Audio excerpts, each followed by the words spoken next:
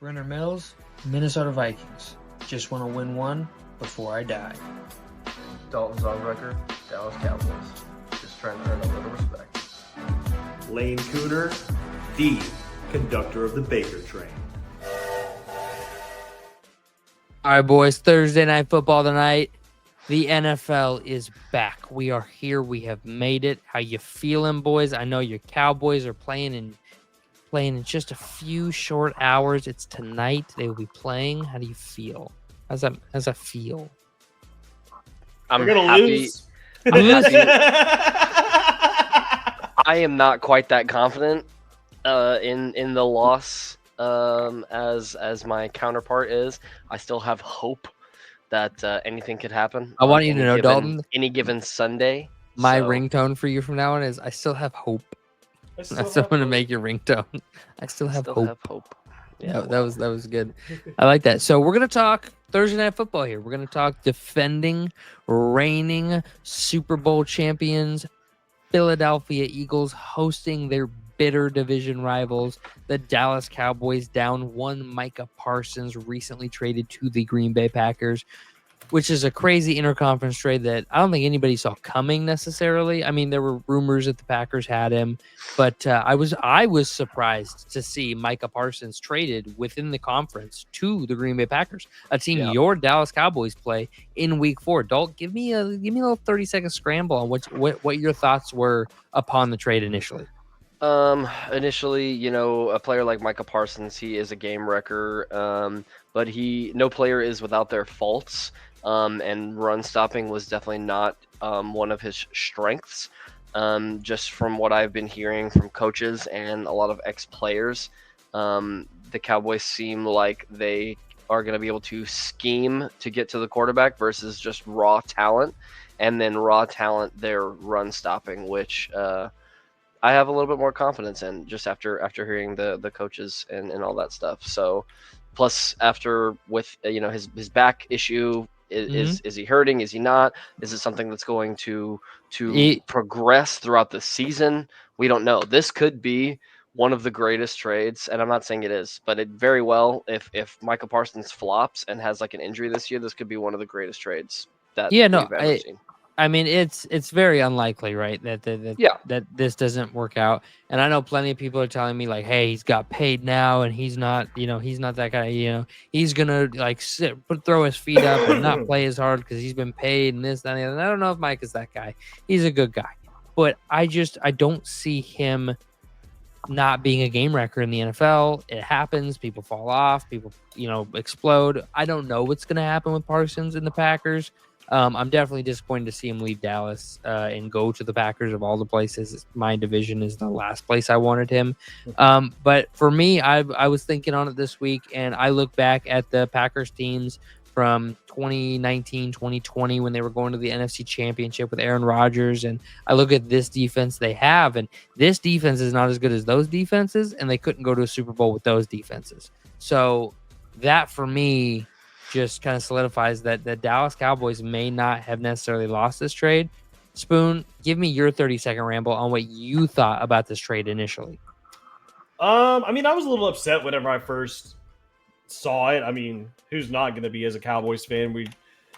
I have his jersey. I'm going to be upset. But after waiting about a day and thinking about it, I mean, it's not – I'm just happy we ended up getting something for Micah and we didn't just let him walk away. And 2 firsts, a defensive tackle to try to help be a little bit of a run stopper for us isn't a bad trade. So no, not at all. And I would like to say, I said it on the show a few weeks ago that the Vikings let Danielle Hunter walk away to Houston for nothing, right? We had a chance to get him in the middle of the season. Kirk went down like a week before the trade deadline. We could have punted on the season, traded him, and got a first-round pick for Danielle Hunter. But instead, we played out the season. We went like 7-9. Kirk was hurt. Everything fell apart. It just couldn't hold up. So it is what it is on that front. And I'm glad the Cowboys made the right move in getting something for him. Now we're going to talk compensation. Do you guys think you got enough for him? Give me a quick, short answer. Did you get enough for Micah Parsons? Yes or no? Spoon. No. Dalt? No.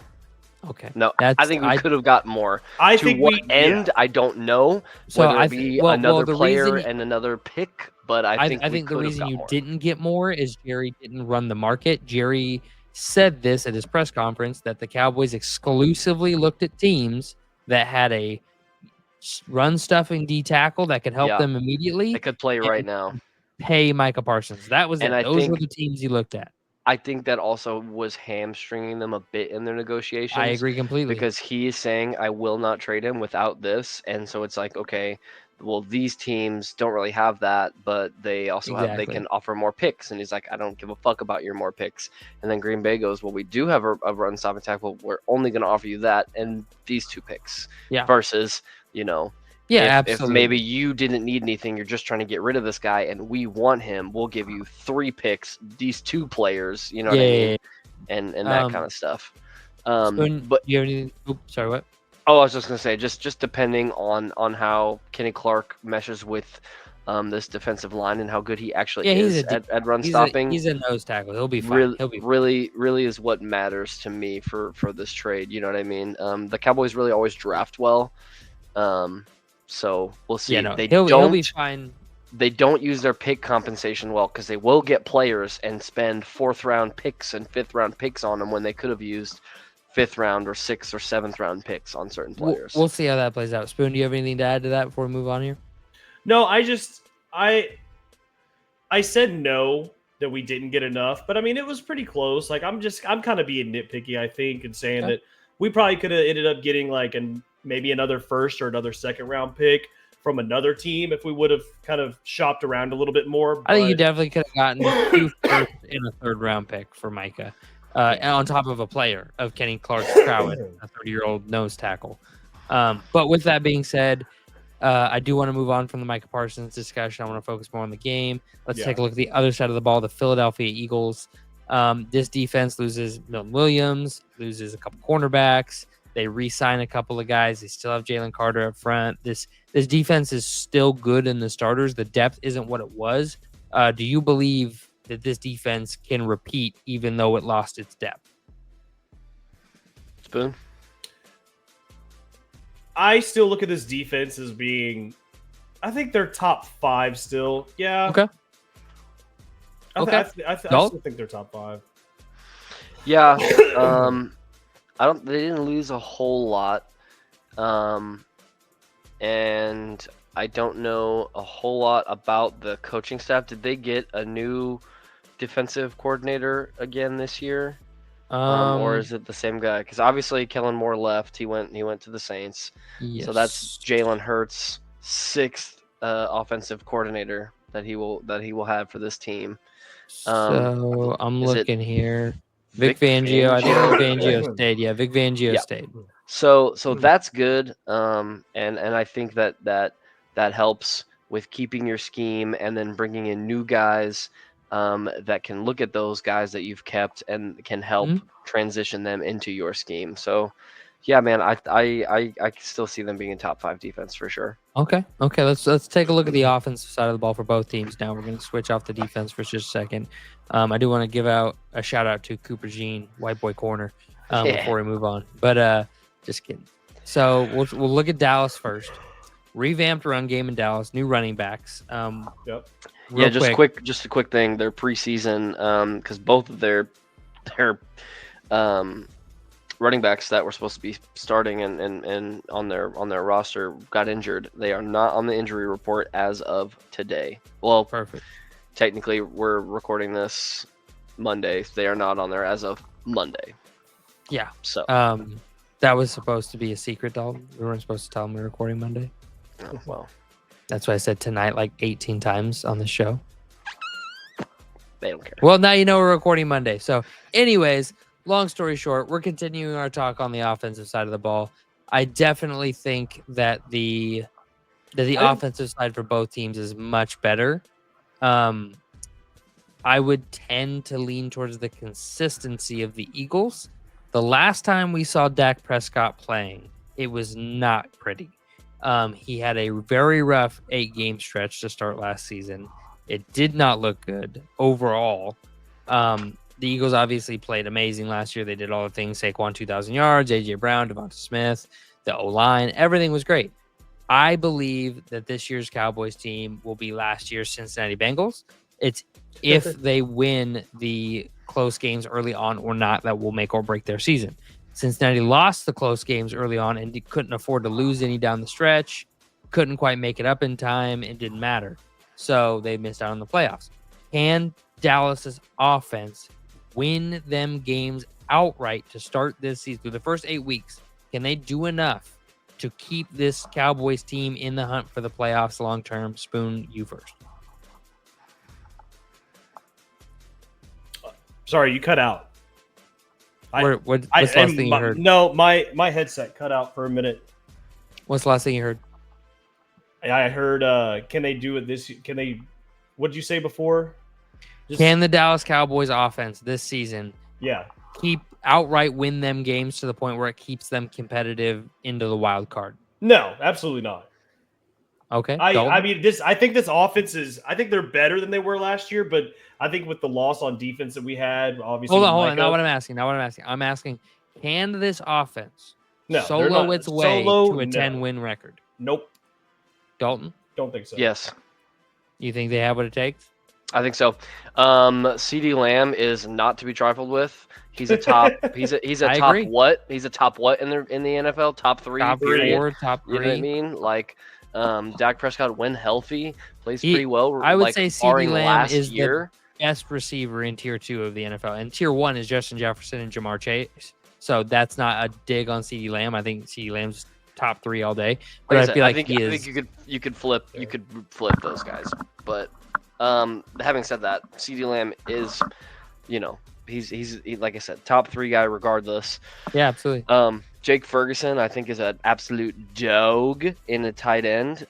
He's a very physical player, and he's just got that. He's got that nasty in him.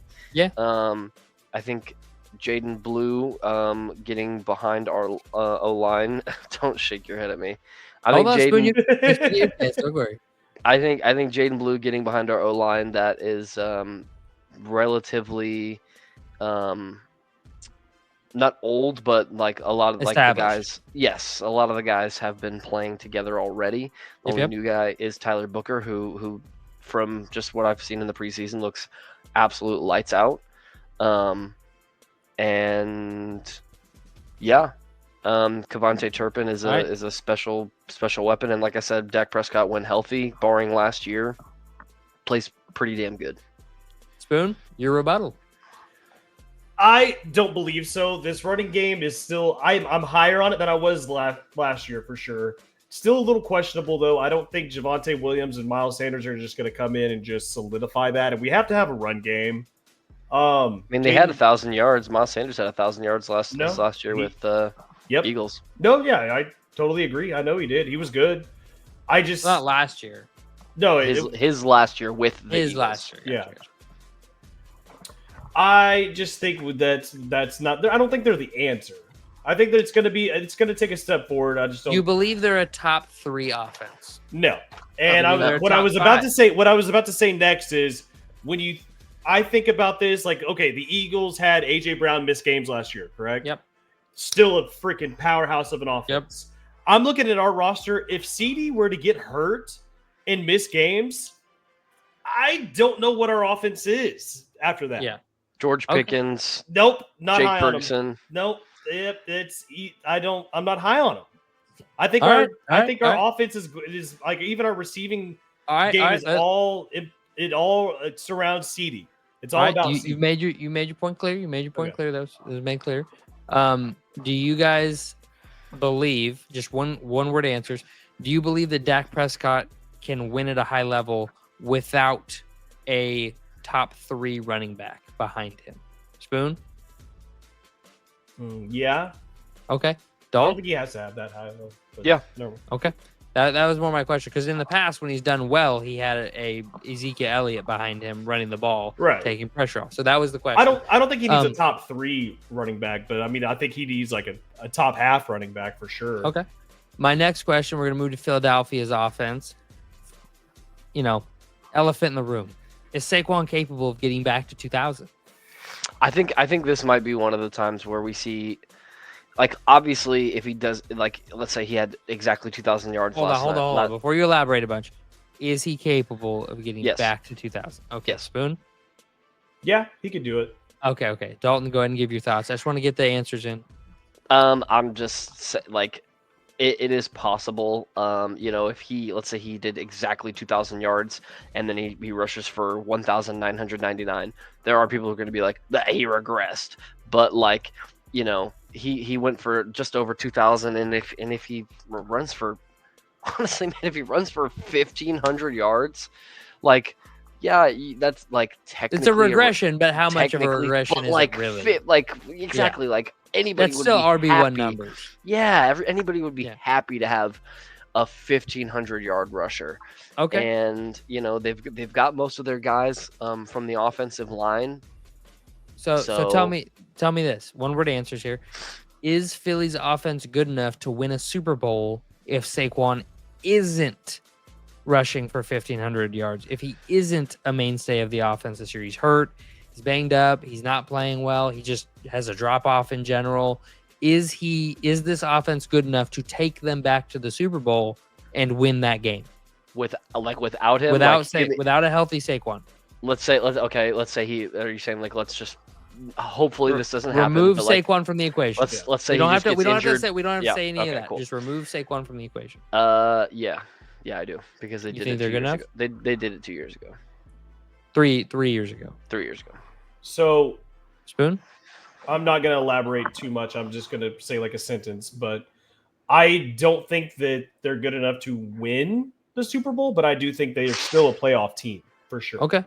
I definitely think they are a playoff caliber team without Saquon, and with Saquon, they are probably the best, most well-rounded offense in the NFL. Absolutely. We've talked a lot about Jalen Hurts on this show not being a top 10 quarterback. I believe that Saquon, when you have a top 4 receiver and the best running back with a top 3 O-line and a top 5 wide receiver 2 in the NFL, you don't have to be great to win on offense. Like, you can put most top 15, top 20 guys in that offense, and they're going to do really well. That being said, he's still a Super Bowl MVP. He deserves his credit. He's an amazing player. I would caution against Philadelphia in the future being like, no, we should pay Jalen over some of these other guys. I would warn that maybe you go get a different guy that you can plug and play into the same offense. Howie's is that kind of guy. He's pretty smart. So that's probably what they end up doing in the end one day, but who knows? The tush push is also vital. Is this last question here before we pick the game? Is this the last year we see the tush push in the NFL? Yes or no? That's all you gotta say. No. Okay. I think that I think it'll get banned after this year. I really do. I think Philadelphia will continue to use it. It was close. It was 2 teams away. Two teams from getting banned. All it takes is the Lions firing Dan Campbell because of a 4-12 season, and it gets changed. So, but all right. Without further ado, let's pick the game. Let's give the people what they want. Dalton, who you picking? Little snippet why? Little 10-second snippet why? I'm taking the Cowboys because I love them. Love them. They're my team, and that's who I'm going to go with. And at this moment in time, I'm throwing reality out the window, and I want my Cowboys to win. All right. Spoon? I'm taking the Eagles. I think this team is still a Super Bowl caliber team, obviously. I think that they are still the favorites out of the NFC. And the Cowboys are kind of just it's a question mark. What are we? What are we going to do? And I think the Eagles have it pretty much set in stone. Like they know who they are, and they're going to come in and they're going to beat us down. So all right, I am going to take the Eagles just because I believe that they are going to have a healthy Saquon to start the season. Healthy Saquon. I don't know if this run defense is going to be up to par week 1 against it. Maybe come later in the season, different story. But right out the gates, I don't necessarily think they'll be able to stop it. And a healthy AJ Brown, barring any sort of injury, I think the Eagles win this game.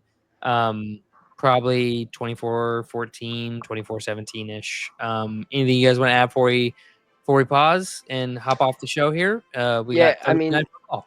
if I'm a betting man, if you made me put money on it, I would take the Eagles. Just looking at Obviously. new head coach for the Cowboys, new OC, new DC. Yep. Exactly. Props for being real about it. Props for being real about it. Not going to be surprised if they take that win, but I really hope that the Cowboys pull out an upset and just fit all their perfect pieces together. Yep. And just say, fuck Jerry Jones. We're doing our thing.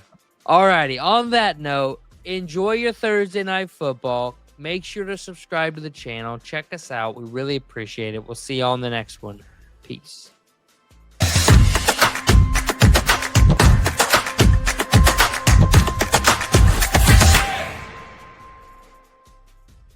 Dalton with the